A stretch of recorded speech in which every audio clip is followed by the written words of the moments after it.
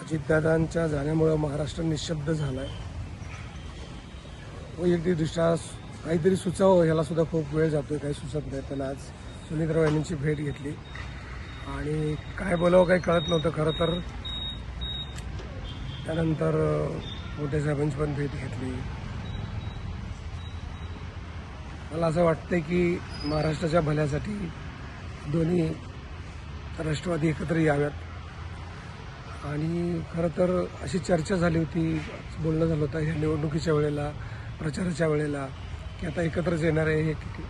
एक काय त्याला फॉर्मॅलिटी राहिली आहे. असं असताना हे असं अचानक काहीतरी व्हावं हे महाराष्ट्राच्या दृष्टीने फार वाईट झालं आहे.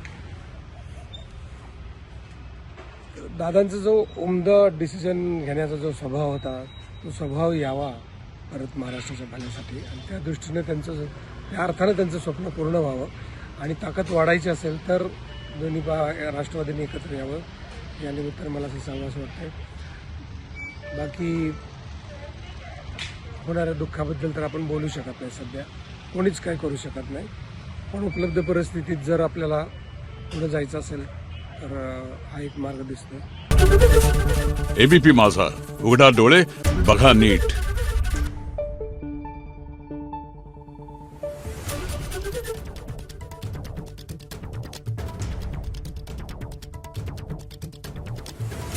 Thank you.